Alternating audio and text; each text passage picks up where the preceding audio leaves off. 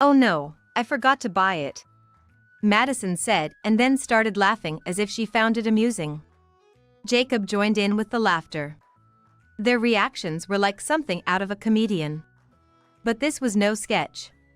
Madison probably deliberately didn't prepare my plane ticket. It's clear from her usual behavior. She seems to find me, her mother-in-law, a bother. So, she probably didn't want to take me on the family trip. On the morning of the trip, in the middle of the travel season, it was going to be tough to secure a plane ticket now. So, that's her excuse for leaving me behind. Well, it can't be helped. If that's what Madison wants, I'll back down. But this petty meanness of hers might have repercussions down the line. They might regret it, but it's her doing. She'll have to take responsibility as an adult. My name is Grace Brown. I'm 52 years old. I lost my husband 2 years ago and now live with my son and his wife.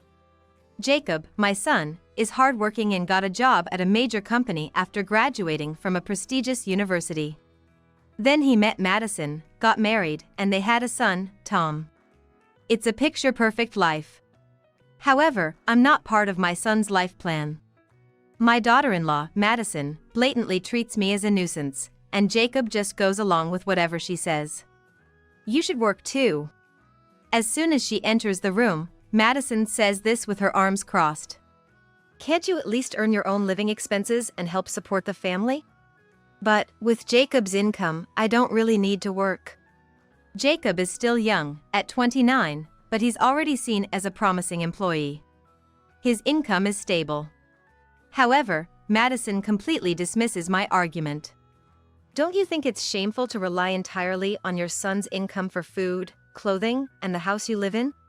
Is that really necessary to say? It's the truth, she says with a cold voice. We can barely afford just Tom's extracurricular activities.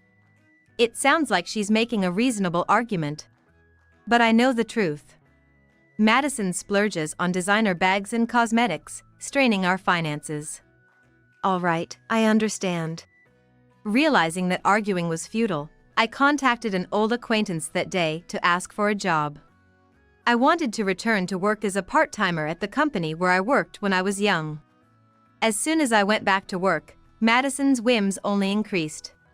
She started to hang out with friends using the time when Jacob and I were not around. Jacob, can I talk to you for a second?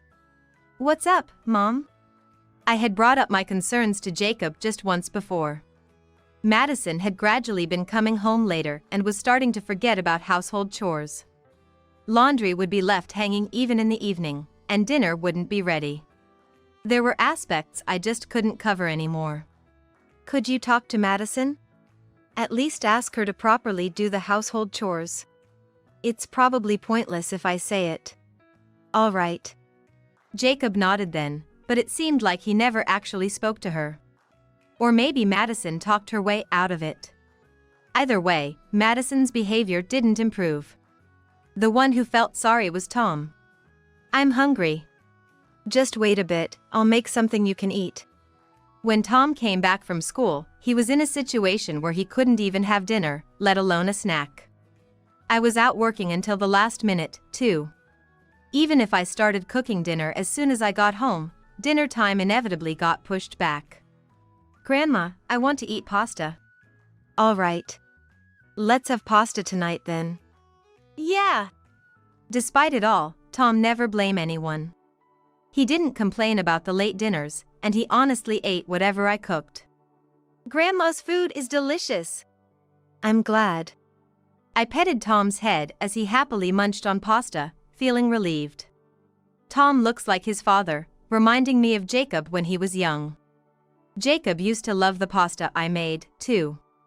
While thinking about this, I wait for the two of them to come home. I'm home. I heard a voice from the entrance.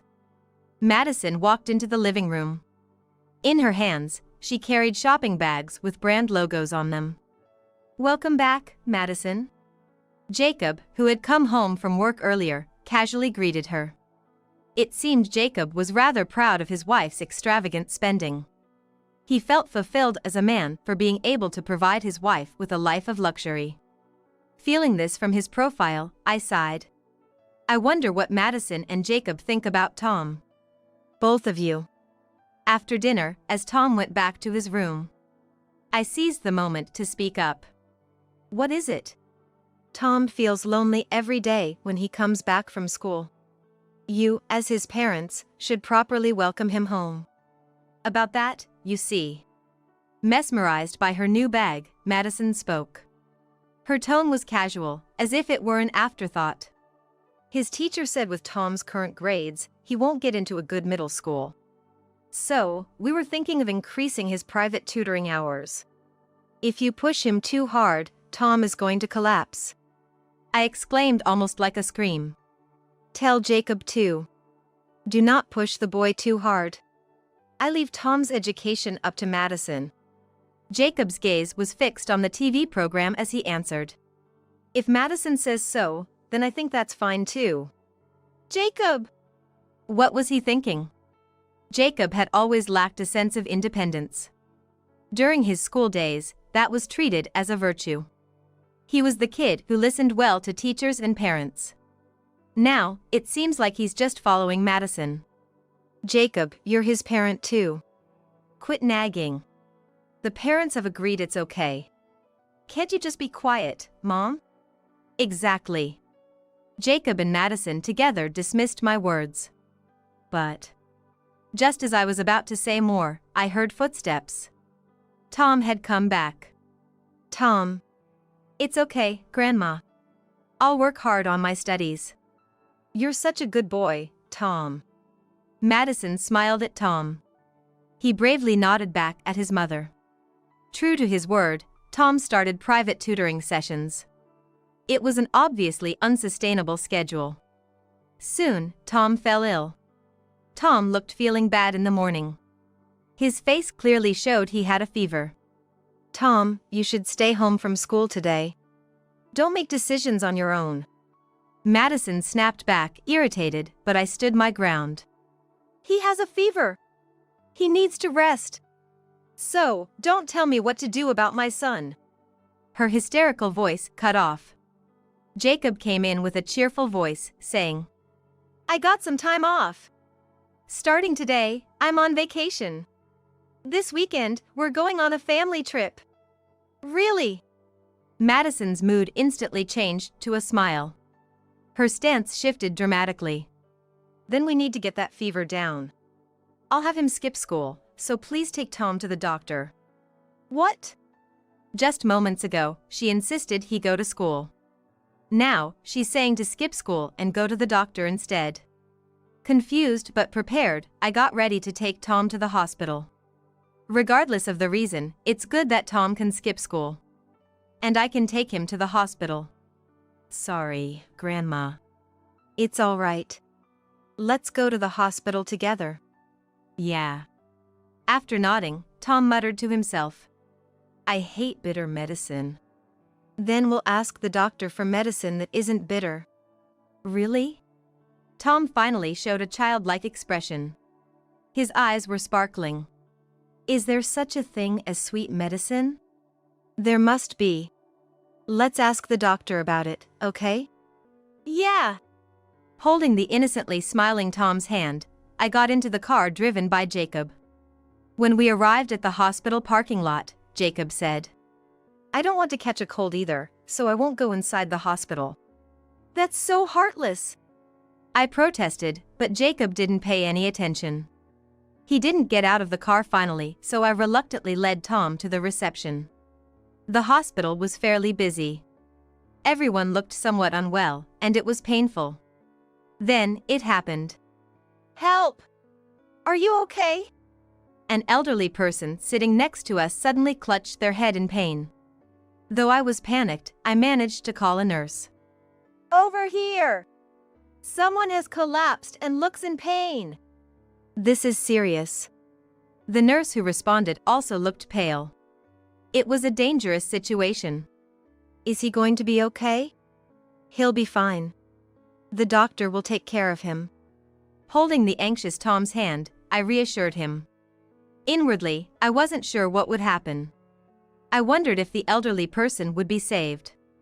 The other patients were also looking in the direction the elderly person was taken, murmuring amongst themselves. After a while, a man in a white coat approached. In my flustered state, it took me a moment to realize he was a doctor.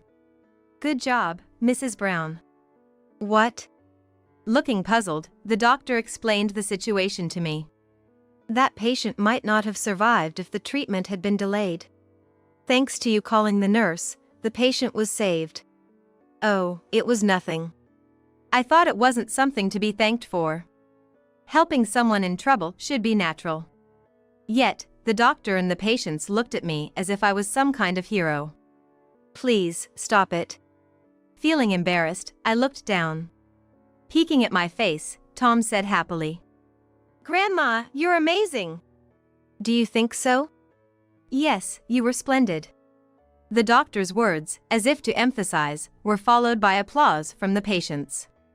I felt even more out of place. But I was glad the elderly person was saved. Returning to the car after Tom's examination, Jacob looked puzzled. "Was there some celebration at the hospital? It was noisy just now." "Grandma helped an elderly man who was in trouble." Tom leaned forward excitedly as he spoke. Jacob's eyes widened in disbelief. "Mom? It's not that big of a deal. Let's go home quickly." "Yeah." The car started moving. On the way home, Tom praised me a lot. Jacob seemed half skeptical, half believing, but that was exactly the reaction I preferred. By the time we got home, Tom had fallen asleep from exhaustion. I picked him up and carried him to his room. As I tucked him into bed, Tom smiled softly. "Grandma, you're amazing." "Oh, Tom. I really hadn't done anything special. If I hadn't gone to call the nurse, surely someone else would have. Then, someone else would have been the hero of the hospital. Is he just sick?" As I walked out of the room, Madison was standing in the hallway. To Madison's question, I replied, "Yes. The doctor said he's probably just worn out. Studying is important, but he's still a child with limited stamina. We can't overdo it." "I see." Her response was as if it were someone else's concern. "Then, we'll let him skip school this week. We have a family trip planned, after all. Tom needs to get better." That's true. Whatever the reason, I was glad Tom could skip school. It was that night. "Excuse me. Is this the residence of Grace Brown, correct?" "Yes, it is." I had thought it was a delivery or something, but a stranger was standing there. Wondering what it was about, I was on guard. The man started to tell me something unexpected. After the man left, I returned to the living room. "Who was that just now?" Jacob, who was playing video games, asked. I smiled wryly. "Just someone. By the way, where are we going for our trip?" "We haven't decided yet." Relieved at the expected answer, I suggested. "Let's go to France." "Mom, what are you suddenly saying?" "I got some invitations to a hotel in France from an acquaintance. Let's all go together," I said with pride. Jacob and Madison looked at each other. Seeing the skeptical looks on their faces, I showed them the actual invitation. "Here it is." "Wow! That hotel was featured on TV before," Madison said, her cheeks flushed with excitement. Frowning, Jacob stared at me intently. "Mom, who gave you this?" "What does it matter? It's a gift." Madison, beaming, looked at me with anticipation, rubbing her hands together. "Thank you." "I'm glad you're pleased." Laughing in response, I was foolish. The morning we were finally set to depart on our trip. "Oh no, I forgot to buy something." With an unpleasant smile, Madison said. "I forgot your plane ticket. It's too late to arrange it now, so you'll have to stay home." "That's terrible." Even Jacob was laughing, reacting as if watching a skit on TV. But this was no skit. This was actually happening to me. "Okay." I could tell from Madison's expression. She had deliberately not prepared my ticket. Then, Tom timidly said, "Then, I won't go either." Oh? Are you still feeling unwell? It's not that, Mom. It's just sad for Grandma to be left alone. Those were kind words. I hugged Tom and said, "It's okay. Don't worry about me, just go and have fun." No! It was rare for the honest Tom to insist on his point. Crossing her arms, Madison said, "Well, can't be helped. Then, it'll just be Jacob and me going. Just the two of you." Nice. And with that, Madison and Jacob headed to the airport from our home. Left at home, I thought while preparing lunch for Tom and me. Madison. I knew she disliked me. But I never imagined she'd do something this cruel. Well, it can't be helped. I was predicting what would happen next. Because of that invitation. It cannot be used if she is absent. What? Apparently, there was such an exchange between Madison and the hotel manager upon their arrival. Jacob called me in a distressed state, and I listened to his story. The elderly man you helped, Mom, seems to be the CEO of the company that owns the hotel. Yes, that seems to be the case. I nodded over the phone. I had received an explanation about the situation from the man who visited me. Strictly speaking, that elderly man was the former CEO. He had handed over all company responsibilities to his son and was enjoying a peaceful retirement in the countryside. That's when he happened to fall ill and met me at the hospital. That invitation was a token of gratitude from the CEO. So, I thought it probably wouldn't work without me being there. How mean! Jacob said, exasperated, but I had my reasons. Jacob. If you had stood up for me at that moment, I was planning to tell the truth. It's my fault? Jacob's voice grew loud in surprise. Truly, he was unaware of his own lack of compassion. It's sad, considering he's my son. Grace! Madison's furious voice interrupted. Despite the shrillness that hurt my ears. What are you going to do now? We can't stay at the hotel, and all our plans are ruined. If you had taken me on the trip, this trouble wouldn't have happened, would it? It's because of their petty meanness that they ended up being locked out of the hotel together. Other hotels have been contacted, and none will take us in. Then, you have no choice but to come back home.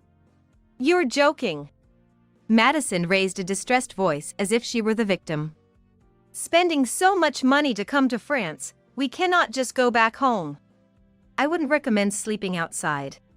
It's dangerous. If you think so, please help us. Madison was wailing like a child. Do something. My first trip to France turned into such a bad memory. I can't help. Seemingly having given up on relying on him. With footsteps, Madison's voice faded away. Is there anyone who can help us? Stop it, it's embarrassing. Mom, I'm gonna hang up for now. Yes. I was rather relieved he decided to hang up. There's nothing I can do from Los Angeles, and I have no reason to be kind to Madison now. With a sigh, I ended the call. After a while, Jacob called again. I hesitated to answer, wondering if I should. But, they are my son and daughter-in-law, after all. I decided to listen and answered the phone. What happened? Someone stole my wallet. What? I never imagined such a thing would actually happen. I was genuinely shocked. Jacob said in a depressed voice. I could sense Madison crying nearby. In just a moment of not paying attention to my bag, everything was taken. Except my phone, which I had in my hand, my wallet, everything. Come pick us up, please. I could hear the tearful voice. That's impossible. I replied. Why not? Securing a plane ticket now is difficult. That's what you said. Oh no! Madison groaned on the phone. But, if we wait a few days, we might be able to get a plane ticket, right? Wait a minute. Madison raised her voice angrily at Jacob's suggestion. We don't have any money. If we stay like this, we'll end up waiting for you, without eating or drinking. Don't talk about waiting for days like it's nothing. There's nothing I can do about it. I could feel the tension rising between them. Is there any other way? Don't be so arrogant. Madison was initially angry with Jacob, but her voice gradually weakened, returning to a tearful tone. Please help us. We're overseas and can't communicate well, and we don't know what to do anymore. You're adults, I said, exasperated. Figure it out and act on your own. How can you say that? Please, I apologize for being mean. Just help us, please. Even if you say that. Thinking calmly, the best course of action would be to rely on the local police. However, it seemed Madison, in her panic, couldn't come up with that idea. Finally, Madison broke down crying, and an irritated Jacob said, So, it's okay for us to just end up whatever, Mom? You went on this trip just the two of you, thinking you could handle it, right? What do you want me to do? Eventually, Jacob lost his composure as well. He said angrily, How am I supposed to take responsibility? There's nothing I can do now. As long as you direct your frustration at me, I have nothing to say or teach you. I was about to end the call, when Madison's voice burst through the phone again. What should we do? I'll apologize as much as you want when we get back, so please tell us. Cool your heads first. That's right. If they could calm down, they would be able to think about what to do on their own. I chose to end the call and turned my gaze to the table. On the table, at Tom's request, was a pot of soup that had cooled a bit. I reheated it before calling Tom. Tom, who had been doing his homework in his room, seemed happy. I love Grandma's soup. Thank you. I smiled at his untroubled smile. If Madison hadn't done something unnecessary and the whole family had arrived in France together, Tom could have been enjoying even more delicious food. It's unfortunate because of his mother. Eventually, Madison and Jacob had to rely on the local police. They managed to get seats on a plane back home under the condition that they would pay for the tickets upon their return. Madison looked utterly exhausted at first sight. Her makeup was ruined from crying, making a mess of her appearance. As soon as she saw me, Madison apologized to me. She spoke as if groaning. I'm so sorry. Mom, I'm sorry too. He also offered an apology. This one here has decided not to be mean to you anymore, Mom. Is that true? Yes. From now on, I'll do as you say. Madison looked like she was about to cry again, perhaps deeply hurt by the whole ordeal. Then, I stroked Tom's head as he looked sadly at his parents. From now on, I'll be the one to decide Tom's tutoring and extracurricular activities schedule. What? Madison was shocked, but I stood firm. If I leave it to you, who knows what will happen to Tom? But Tom is my son.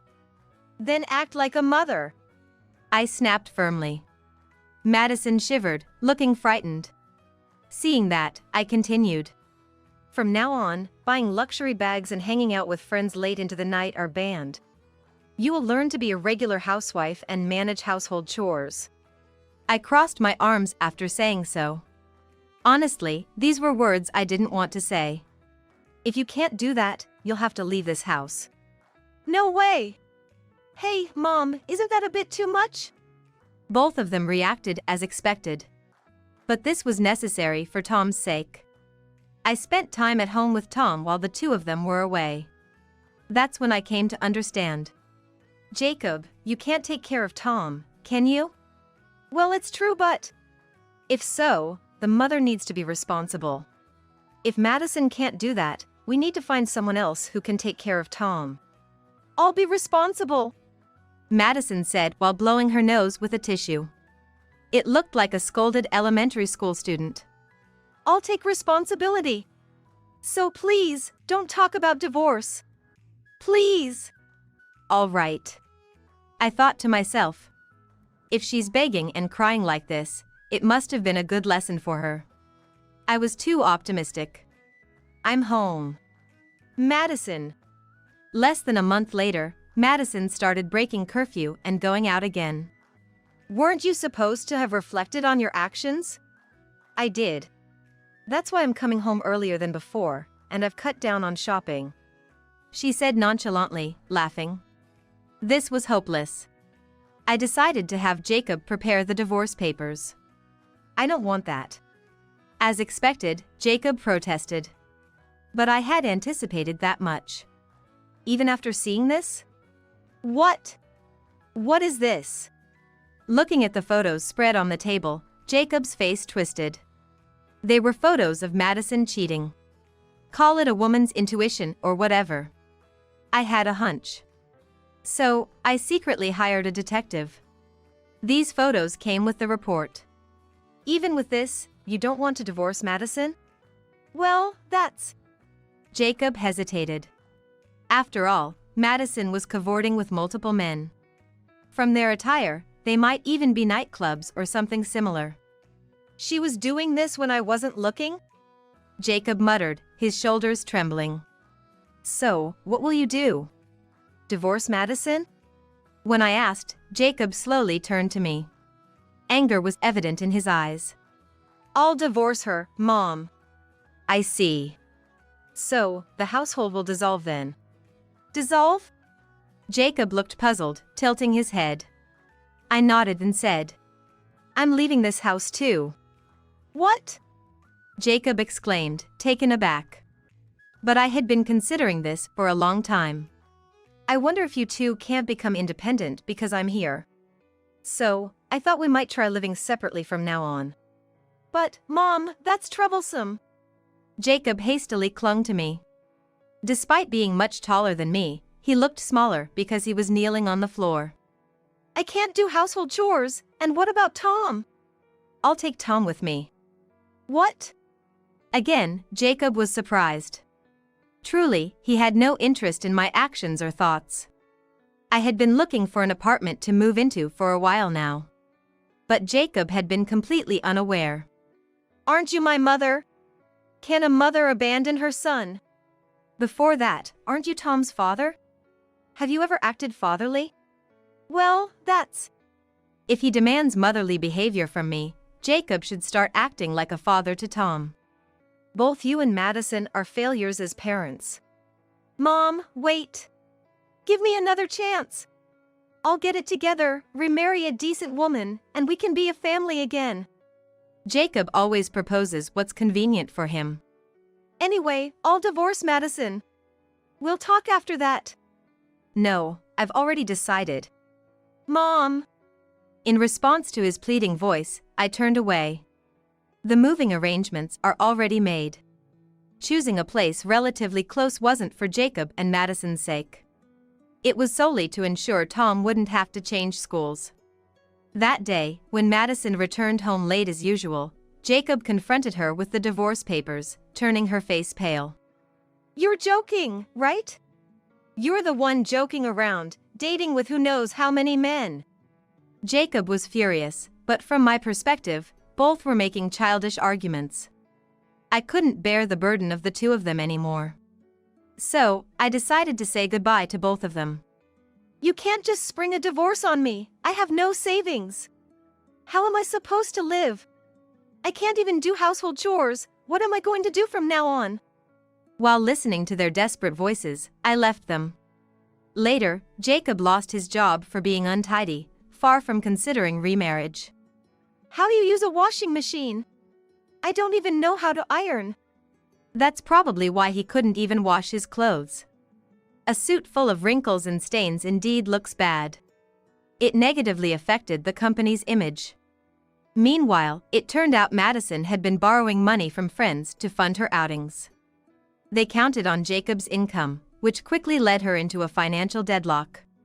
"Just wait a little longer. I'll find a way to pay you back." Madison's figure, begging around, reached me through the grapevine, but I felt nothing anymore. Only Tom said, disappointedly, "They've troubled people other than Grandma too. I'm really let down. They'll get their act together eventually." "Really?" Tom seemed uncertain. After that, Tom began to dedicate himself to his studies voluntarily. "I want to be a hero like Grandma." "I'm not such a hero you imagine." I blushed and looked down. I wished he would forget about that incident. Interestingly, the CEO, upon learning of the situation, sent another invitation to the hotel. But Tom didn't want to go. I don't want to go. Why? You can eat lots of delicious food on a trip. Grandma's cooking is the best in the world, Tom said with earnest eyes. I was moved to tears. Tom, I'm going to study hard and become a decent adult. That's how I want to make Grandma happy.